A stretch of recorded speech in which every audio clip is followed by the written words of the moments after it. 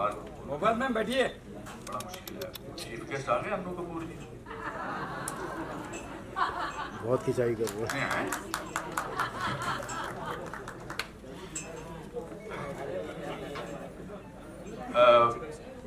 सीमा जी को मैं बहुत अच्छी तरह नहीं जानता हूँ और फिर भी बहुत अच्छी तरह जानता हूँ। अभी मैं इनको देख के मुझे लग रहा था कि इनके चेहरे का ग्राफ चेंज ही नहीं हुआ, क्योंकि आपके अंदर जो खूबसूरती है वो आपके चेहरे पर हमेशा बरकरार रही है। परिवार ही कमाल का है, कपूर परिवार कमाल का है। सामने वाले को इतना छोटा मतलब अपने ज्ञान से महसूस कराते हैं। इनके हर टॉपिक पे इनको सब कुछ पता है, चाहे वो म्यूजिक हो, चाहे वो फिलॉसफी हो, चाहे वो साइंस हो। रंजीत भाई, अनु, आप सब लोग कितना अच्छा कितना अच्छा आप लाइफ को जानते हैं और कितना अच्छा समझते हैं। और उसकी खासियत ये है कि आपके माता पिता और आपका, मैं ये पैम्फलेट पढ़ रहा था और कितना अच्छा आपने अपनी मौसी की लास्ट मोमेंट्स के बारे में आपने किताब एक फिल्म के हिसाब से लिखी है।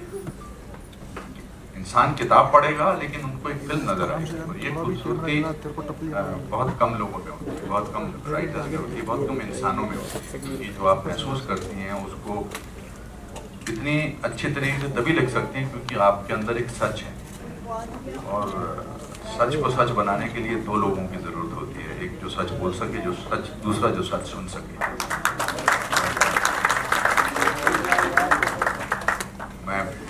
मैं बहुत खुशनसीब हूँ, मैं बहुत खुश हूँ। हम चाहे मिलते नहीं हैं लेकिन मेरे मन में आपके लिए बहुत इज्जत है। आपके काम के लिए, आपकी शिद्दत के लिए, जिस शिद्दत से आप काम करती हैं और जिस शिद्दत से आप जिंदगी जीती हैं वो बहुत प्रेरणात्मक है और उससे मैं प्रेरणा लेता हूँ। और मैं बहुत खुश हूँ और आपको भाई म्यूजिक बंद करने बोल। बज रहा है पीछे। बहुत मुबारकबाद देता हूँ। म्यूजिक बज रहा है पीछे। क्यों गुजरी है अब तलक, आगे भी बहुत अच्छी गुजरी है, बहुत अच्छी। बहुत बहुत शुक्रिया मुझे बुलाने के लिए, धन्यवाद। बहुत पहले एक शेर, सब लोग शेर सुना रहे हैं तो मेरा भी दिल किया शेर सुनाने की। उधर वो घर से निकल पड़े हैं, यहाँ मेरा दम निकल रहा है। कहाँ दगा दे रही है किस्मत, वो आ रहे हैं मैं जा रहा हूँ। क्या बात आपने। नमस्कार, बहुत नर्वस हो रही हूँ सचमुच। आप सबका शुक्रिया, आप यहाँ आए, मुझे सुना। अनुपम भाई ने इतनी ज़्यादा बड़ी बड़ी बातें बोल दी हैं मेरे बारे में कि मुझे आत्मकथा लिखने के बाद आत्म आलोचना के लिए बैठना पड़ेगा कि सचमुच मैं उन शब्दों के काबिल हूँ या नहीं। और यहाँ सब लोग बहुत ख़ास हैं। अनुपम भाई आए, परेश भाई आए, अनु भाई हैं, रफीक भाई हैं, जसपिंदर हैं, 1000 किलोमीटर से ईश्वर अंकल आए हैं, शकीला भाभी आई हैं, कॉमरेड आए हैं हमारे, नितिन भाई आए हैं। आप सबका बहुत बहुत शुक्रिया। कृपया सब लोगों का वो टाइम निकाल के आई हैं, उनका कोई और कार्यक्रम था। मेरी गला बहुत ख़राब है, 2 दिन से डॉक्टर बोरा आए, आप उनसे कंफर्म कर लीजिए। ज़्यादा नर्वस होने की वजह से नहीं कर रही हूँ। कल उन्होंने मुझे दवाई दी है, बिल्कुल नहीं। तो ये मैं संक्षेप में कहूँगी क्योंकि कार्यक्रम थोड़ा लेट शुरू हुआ है। मैं सिर्फ इतना कहना चाहती हूँ कि मैं कोई कुछ ऐसी खास नहीं हूँ कि मैं अपनी आत्मकथा लिख सकूँ, लेकिन अरब में कहावत है कि ईश्वर जब इंसान को बनाता है तो उसके कान में कह देता है कि तुम खास हो। और मैं मानती हूँ कि हर व्यक्ति खास है, क्योंकि हर व्यक्ति के अंदर बुद्धत्व को प्राप्त करने की एक पापी से पापी आदमी के अंदर एक बुद्धत्व को प्राप्त करने की एक ईश्वर उसको एक खासियत दे देता है। तो मैंने भी सोचा कि मुझे ये आत्मकथा क्यों लिखनी चाहिए। क्योंकि जिंदगी को बहुत सारे लोगों ने अलग अलग ढंग से डिस्क्राइब किया है। जैसे फिराक कहते हैं, जिंदगी क्या है, इसे आज ऐ दोस्त सोच लें और उदास हो जाएं। वहीं फैज कहते हैं, जिंदगी एक मुफलिस की क़िबा है जिसमें हर घड़ी दर्द के पैबंद लगे जाते हैं। कबीर कहते हैं, नैहर वाह हमका न भावे। और शेक्सपियर कहते हैं, life is a tale told by an idiot full of noise and fury signifies nothing. तो कहने लगे बेटा गाते तो सुरीला हो लेकिन तुम्हारा तलफ़ुज़ बड़ा खराब है। तो मैंने उनसे कहा कि जी तबले पे गाऊंगा तो ठीक हो जाएगा। और मुझे लगा कि तलफ़ुज़ तबले से कोई ताल्लुक होगा। बाबूजी मुस्कुराए और कहा कि बेटा तलफ़ुज़ का मतलब उच्चारण होता है। तो मैंने कहा वही वही। तो कहते क्या वही वही, अभी तो तुम तबला कर रहे थे। तो मैंने कहा बाबूजी किसी तरह भक्ति कर लीजिए, मैं अपना तलफ़ुज़ ठीक कर लूँगा। तो भाई साहब बाबूजी ने 2 रुपये 50 पैसे में बड़े खुश हुए। उन्होंने 2 रुपये 50 पैसे में मुझे रख लिया, तबले वाले आदमी को, और रखा। और उसके बाद फिर मैं बस, और यही बात बाबूजी हमेशा सबसे बताते रहते थे कि तो एलामिया टाइटल जो है यूं गुजर गई अब तक। तो लैला मजनू में जो डायलॉग जो था उसका क्या मतलब है, 70 किलोमीटर कहाँ खत्म हो जाते थे मुझे पता भी नहीं। और भाई जब उतरता था इतना ज्ञान मिलता, मैंने बहुत कुछ सीखा है ऐसी संगत करके। तो मुझे यही मेरी उम्मीद है कि मैं कभी आपका कुछ लिखा हुआ मैं कुछ परफॉर्म कर सकूं फिल्मों में। तो ये क्योंकि मैं तो उसी तरह से वो क्या कहते, यही मेरी अभिव्यक्ति रहेगी। Thank you very much and I wish you all the very best. बहुत सारी शुभकामनाएं। Thank you so much. नहीं सो क्षमा प्रार्थी हूँ, यहाँ बहुत बड़े बड़े लोग पहले से आके बैठे थे। इस सभागार में उपस्थित हर व्यक्ति मेरे और मेरे परिवार के लिए अति विशिष्ट है, VVIP है। अगर मैं व्यक्तिगत रूप से नाम लेने जाऊंगा तो जिन सब लोगों को मैं जानता हूं, पहचानता हूं, जिनके साथ व्यवहार किया है, उनके नाम लेके जिनको जानता नहीं हूं, जिनको पहचानता नहीं हूं, मुझे लगेगा थोड़ा गड़बड़ हो जाएगी। इसलिए भारतीय लोग बहुत जुगाड़ू होते हैं, इसलिए आदरणीय महानुभाव आप सबका वंदन करता हूं, अभिनंदन करता हूं।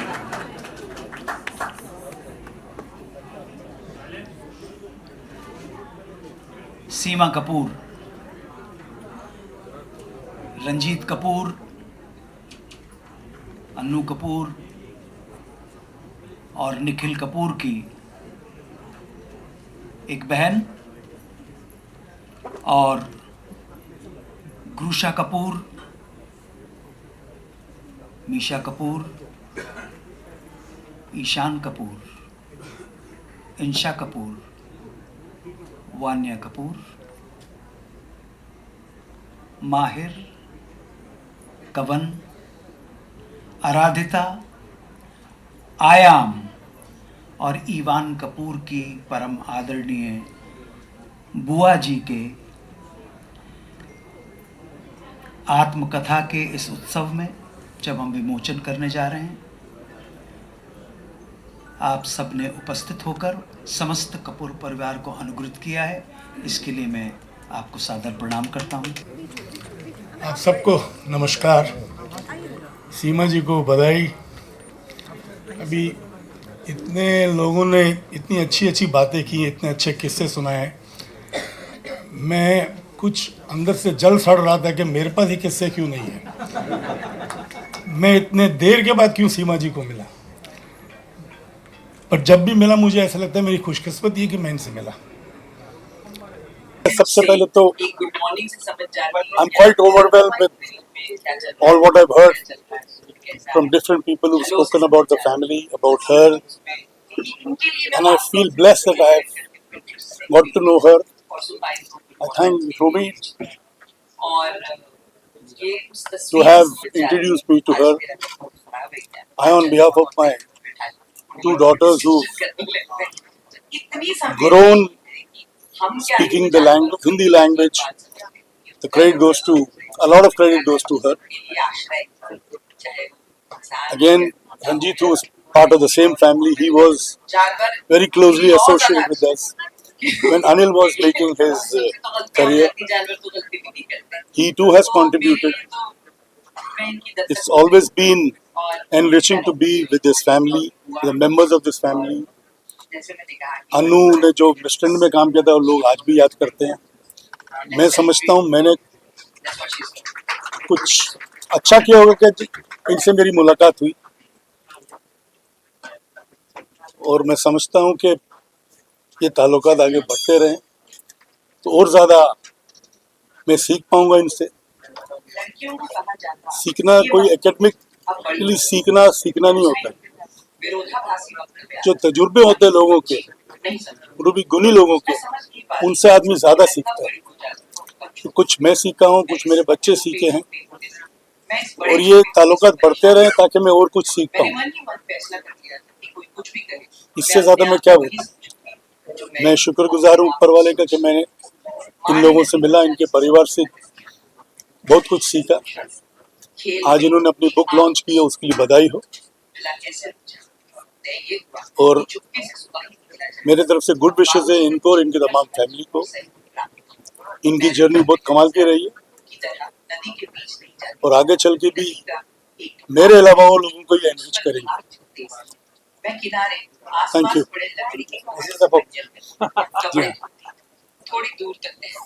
ठीक है. से प्रकाशित करना चाहती हूँ, लेकिन अभी तक वो काम नहीं हुआ. बट मुझे लगता है कि हर काम का एक वक्त होता है और वो वक्त जब आएगा तो वो काम हो जाएगा. बहुत बहुत धन्यवाद आप सबका आने का. मेरी बहुत सारी यादें वाबस्ता हैं दीदी की. हमारी आपस में अरे क्या कर कई बार नीचे कर. जैसे बहनों की होती है वैसे हमारी कई बार एक साइलेंट फाइट भी हो जाती है, बहुत बार होती है, लेकिन फिर भी दीदी जहाँ होती हैं I always wish the best, और मैं जहाँ होती हूँ आई नो दीदी wishes me the best. I love you दीदी.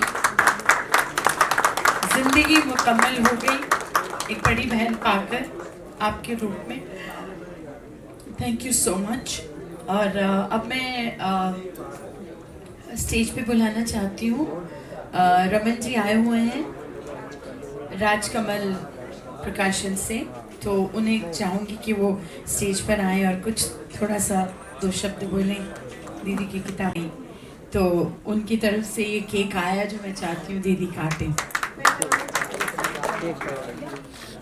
सबसे पहले तो सीमा दीदी को बहुत बहुत मुबारकबाद इस आत्मकथा प्रकाशन के लिए. बहुत दिन से सोच रही थी और लिखना शुरू किया था, तो बहुत सारी बातें जो आप इसमें देखेंगे, सुनेंगे, पढ़ेंगे, वो सब उनकी अपनी आप बीती हैं. और बहुत सारी चीज़ें जो मैं जानती हूँ, जो मेरे साथ उन्होंने बहुत बार जब हम बैठते थे, तो अब भी जब हम बैठते हैं तो वो शेयर करती हैं अपनी यादें, और बड़ा हम लोग खूब हंसते हैं और खूब उन बातों को याद करके, इवन कि वहाँ तब के गाने जो हम लोग शेयर करते हैं, और मेरी चॉइस और उनकी चॉइस बहुत ही मिलती है, और उस चीज़ को हम लोग खुद गुनगुनाते हैं जब हम साथ होते हैं. तो ये एक आत्मकथा है, ये उनकी अपनी आप बीती जिसको उन्होंने लिखा है, जिसको अल्फाज दिए हैं, शब्द दिए हैं. और इसमें कोई झूठ नहीं, क्योंकि किताबें लिखी जाती हैं उसमें बहुत कुछ कहानियाँ होती हैं. ये कहानी नहीं है, ये आत्मकथा है, ये आप बीती है. तो मुझे लगता है कि इसमें जो सच्चाई है वो पढ़ के, वो जान के आपको पता चलेगा कि सीमा कपूर क्या है. सीमा कपूर ने किस तरह की जिंदगी बिताई, कैसी जिंदगी बिता के अकेले लड़के कहाँ तक पहुंची हो। आज ये आत्मकथा जो उन्होंने अपनी लिखी है, इसके लिए मुझे तो सबको ही बहुत खुशी है, हमारी पूरे परिवार को सबको खुशी है। और दीदी को बहुत बहुत मुबारकबाद एक बार फिर। आप सब जरूर पढ़िए इसे और जानिए। देखिए, चैलेंजेस लिखने में तो कुछ नहीं आए, क्योंकि जब मैं लिखती हूँ तो मैं अकेले में बैठ के लिखती हूँ। जिंदगी में जो चैलेंजेस आए हैं और जिंदगी में जो उतार चढ़ाव आए हैं, उनको मैंने लिखा है। और मैंने निर्भीक होकर, बिना डरे, चाहे वो मुझे अपने बारे में लिखना हो, उसमें मुझे कितना ही क्या बोलना चाहिए, क्रिटिसिज्म झेलना पड़े, वो मैंने लिखा है। उसी तरह मैंने दूसरों के बारे में भी जो मेरा नज़रिया था वो लिखा है। उसमें भी चुनौतियां थी मुझे ये कहने की कि मैं क्या कहूँ दूसरों के बारे में और क्या नहीं कहना चाहिए। उनकी मर्यादा रखते हुए, ग्रेस रखते हुए, मैंने मेरे साथ जो भी घटनाएं हुए हैं ज़िंदगी में, जो चुनौतियां आई हैं, वो मैंने। मैम, कई सारी चीजें आपकी लाइफ के बारे में पता, कई सारी चीजें लोगों को नहीं भी पता है, तो ये बुक के थ्रू उनके तरफ पहुंचेगी जो आपके फैंस हैं जो। जी। सबसे पहले मैं जब ये बुक अपनी आत्मकथा लिख रही थी तो सबने मुझे कहा कि इसे एक फिक्शन की तरह लिखो, क्योंकि बहुत सारे ऐसे प्रहार हैं सोसाइटी पे हमारे साथ, और बहुत सारी ऐसी चीज़ें हैं जैसे चाइल्ड अब्यूज़ है, जैसे पुरी साहब और मेरा रिश्ता किन रास्तों से गुजरा है, क्यों हुआ है, तो ये सब चीज़ें मत लिखो। क्रिटिसिज्म झेलना पड़ेगा। तो मैंने कहा नहीं, अगर मैं इसको फिक्शन बना दूंगी तो इसकी सत्यता जो है ना, वो झूठी हो जाएगी। तो जब तक आप ये साहस नहीं लेते, ये हिम्मत नहीं लेते हैं कि नहीं, मैंने अगर गलत कुछ हुआ है मेरे साथ, वो शर्म की बात नहीं है, मुझे उसको दुनिया के सामने आना चाहिए, क्योंकि जो और लोगों के साथ हो रहा है, कम से कम उनको प्रेरणा मिले और उनको हिम्मत मिले कि ऐसा भी आप सच कह सकते हैं। बहुत सारी चीजें लोग जानना भी चाहते हैं, लेकिन आपको लगता है कि बुक के थ्रू जो है कई सारे जो फिल्म मेकर्स है उसके भी अप्रोच आएंगे, इसको बड़े पर्दे पर उतारा जाए, इस कहानी को इस बारे में कुछ शेयर करें, तो क्या आप तैयार हैं इस कहानी को? वो बहुत बात की बात है, मुझे नहीं लगता है कि पहले लोग पढ़ें तो सही, उसके बाद ये आगे की बात होगी। मैम, आज के दिन बात करें, काफी बड़ा दिन आज आपके लिए, परिवार के लिए, काफी सारे लोग इमोशन आपको लिखने वाले इसके अलावा। अब देखिए, यहाँ तक की तो कहानी मैंने लिख दी है। अब मुझे नहीं मालूम है मेरी जिंदगी और कितनी बाकी है। 65 साल की तो हो गई हूँ मैं। अब कितना मुझे 5 साल जीना है, 10 साल जीना है, और उनमें क्या क्या जिंदगी के चैलेंजेस आएंगे, मुझे नहीं मालूम है। तो आगे की तो बात मैं नहीं बता सकती हूँ कि आगे क्या होगा क्या नहीं होगा। मैं ये चाहती हूँ जो हो गया है, गुजर गया है, उसी को आप लिख सकते हैं। भविष्य तो ईश्वर के अलावा और किसी को नहीं मालूम। मैसेज दे सकते हैं मैम आपको? एक मिनट मैसेज देने के लिए आइए साथ में। क्या बात है, क्या बात है। हाँ जी, एक minute Rakesh ji. Hello, industry से इतने सारे लोग हैं, सर हमेशा से आपको सपोर्ट करते आए हैं, और आपके बायोग्राफी के दौरान इतने सारे लोग सपोर्ट करने आए, कितना लकी मानते हैं खुद को, और क्या कहना चाहेंगे? मैं बहुत लकी हूँ कि मैं ऐसे माता पिता की संतान हूँ जो जीते जागते साधु संत थे, जो कला क्षेत्र में जिन्होंने अपना सर्वस्व त्याग के कला की सेवा की, और उनको ये भी नहीं मालूम था कि वो कला की सेवा कर रहे हैं। कोई नाम नहीं हुआ उनका, लेकिन वो पूरी जिंदगी कला की सेवा करते रहे।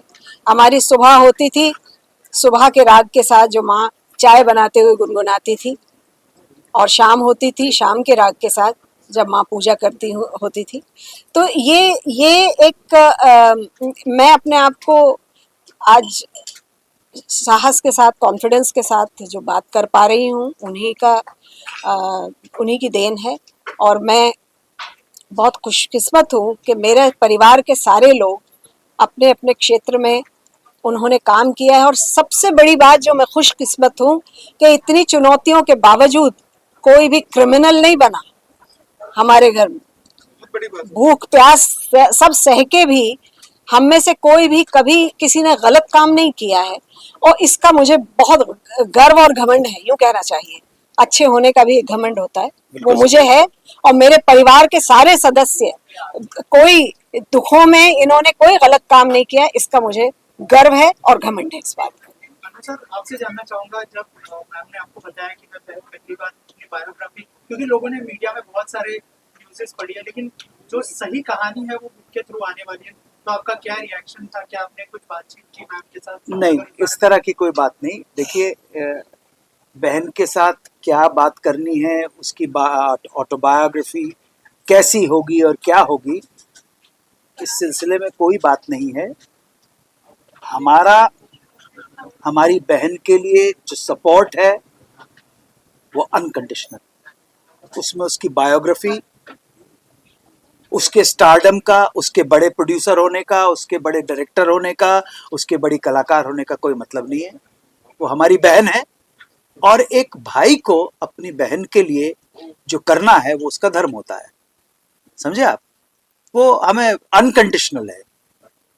तो ये नहीं भैया। हाँ जी रघुवीर सर, आप क्या कहना चाहेंगे? आपने जो है कुछ कहानियां जो कि बहुत नॉस्टैल्जिक भी महसूस किया होगा आपने, अगर कुछ शेयर करें कि क्या कहना चाहेंगे सर इस बुक के बारे में? क्या शुभकामनाएं होंगी आपके लिए? शुभकामनाएं तो है सारी, जो है तहे दिल से। मैं तो क्या कहूँ, मैं तो गुड्डो के सीमा बोल ही नहीं पाता, मैं आज तक नहीं बोल पाया मैं। और जब इसने बताया कि मैं आत्मकथा लिख रहा हूँ तो मैं घबरा गया एक्चुअली, क्या लिखेगी ये। और क्योंकि मैंने इसे हमेशा हंसते हुए देखा है, हम बड़ी मुफलिसी में जिए हैं हम लोग, और मुफलिसी के वाकई आज भी हम कभी बात करते हैं तो वो मुफलिसी के दिन सबसे खूबसूरत आज नजर आते हैं हमें। मिलते 2-2.5 रुपए ही थे, और ज्यादा कहने को 2-2.5 होते थे, मिलते 8 आने और 4 आने ही थे। उसी में हम मिल बांट के हम लोग खा लेते थे, रहते थे, और 24 घंटे हंसते रहते थे। हमें कभी जो तकलीफों का मजा हमने उस वक्त लिया, और ये गुड्डो, ये बहन मेरी, ये तो हंसाने में इसकी तो मास्टरी है। हम भूखे बैठ के और एक दूसरे की शक्ल देख के हंसने लग जाते थे, तो हम खाना पीना सब भूल जाते थे। तो ये जो रहा है, तो जाहिर है ये जो इसने लिखा है, यूं गुजरी है अब तलक, वाह क्या गुजरी है। और इसने इतने खूबसूरत अल्फाजों में लिखा, मुझे तो बोलना भी नहीं आता। मेरे तो अल्फाज में तो बिल्कुल देहाती आदमी हूँ, लेकिन जो थोड़ा बहुत बोलना सीखा है यही सोहबत में। क्यों कहीं कोई गलतियां करते, तलफ़ुज़ मेरा खराब होता तो यही ठीक करती रहती थी गुड्डो। एक तो इसका म्यूजिक का भी ऐसा कि बेसुरा होता तो ये सुर में ले आने का सारा कुछ तो ये भरा पड़ा हुआ था। तो यही से बस सीखते रहे, और मैं तो जल्दी से जल्दी पढ़ना चाहूंगा। सिखा के लाई हूँ, इतनी तारीफ करो मेरी। लेकिन एक बात बता दूं मैं कि जब ये हम वहां मिले तो मैंने इसकी हिंदी की क्लास ली थी। एक मम्मी ने कहा था कि हिंदी और गणित की क्लास ली थी, तो हिंदी में। और अभी गणित में कमजोर थी। चिट्ठी सिलवाई नहीं थी, फड़वाई थी। वो तो ऐसे कई दिनों तक वो हमेशा नजरों में कफन ही लाल लाल ही दिखाई देता रहता। सोते जागते जब पता लगा कि ये कहाँ से उठा के लाए हैं, भूत डराने लगे थे। चलिए सर, आप क्या कहना चाहेंगे सीमा जी के बारे में, और क्या कैसे बुक के बारे में? बुक तो पढ़ेंगे तब बोलेंगे। नहीं, बुक पढ़ने एक भाई के लिए, भाई के हृदय में अपनी बहन के लिए जो प्रेम होना चाहिए वो अनकंडीशनल होना चाहिए, सीधी सिंपल सी बात है। और मेरे जैसा व्यक्ति जो है, आपस में किसी चीज में मतभेद हो सकते हैं, मेरे किसी भाई से मतभेद हो सकते हैं, इससे मतभेद हो सकते हैं, लेकिन जब बात आती है अपने भाई या बहन के लिए लड़ने की, समझे ना, तो वहां पे ये नहीं देखा जाता कि तू सही है कि तू गलत है, तूने अच्छा किया कि बुरा किया। सो जब ये मुझ जैसे व्यक्ति से पूछना कि आप उनकी बुक के बारे में क्या कहेंगे, मुझे बुक से कोई मतलब नहीं है, मुझे केवल मतलब हमेशा से मेरी बहन से रहा है। वो सुखी रहे, वो खुश रहे, आबाद रहे, मुंबई रहे या हैदराबाद रहे।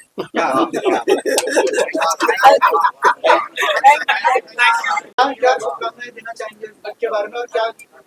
देखिए, कपूर फैमिली जैसा कि पूरा आपने आज का ये देखा होगा, हर एक लफ्ज अपने आप में एक सोना है, एक हीरा है। दीदी का जो पूरा जीवन रहा है वो कठिनाइयों से भी रहा है, लेकिन उन्होंने उस कठिनाइयों में भी आनंद उठाया और जिस प्रकार से उन्होंने बुक लिखी, मैं तो ये मानता हूँ कि इतनी अच्छी फैमिली को जन्म देना, काका जी का और ये उनका पूरा परिवार ही ऐसा है, माँ से पिताजी से लेकर रघुवीर भैया तक को, अन्नू भैया इतने बड़े आर्टिस्ट हैं, सीमा दीदी इतनी बड़ी आर्टिस्ट हैं, तो ये तो हमारे भारत के लिए, हमारे देश के धरोहर हैं ये सारा परिवार। तो हमें तो इस परिवार को बहुत बड़ा थैंक यू देना चाहिए कि ये परिवार, उन्होंने, शबनम माँ ने और पिताजी ने इनको जन्म दिया सारे बच्चों को, और ये सारे पावर हाउस हैं। आप देखो आज इतना टेम्परेचर डाउन था इस हॉल का, लेकिन फिर भी गर्मी लग रही है। उसका रीजन ही है सारे पावर हाउस एक साथ बैठे हुए, सारे पावर हाउस, रंजीत भाई के बच्चे हैं, अन्नू भाई के बच्चे हैं, सीमा दीदी हैं, सारा परिवार है। ये इतना टैलेंटेड परिवार है दोस्तों कि इनकी हिंदी, जैसा कि बोनी सर ने भी बताया आपको कि तबला किसने ठीक किया, सीमा दीदी ने। अन्नू सर की आप हिंदी देखिए, अन्नू सर की कोई भी भाषा देखिए, वो कहाँ से आई? अपनी माँ से, अपने पिताजी से। तो जो उनके माताजी और पिताजी ने धरोहर दी थी, आज तक इनको संजोए रखा है, और इससे बड़ी बात क्या हो सकती है? अब हम भारतवर्ष के नागरिक इनको संजो के रखें। Thank you so much.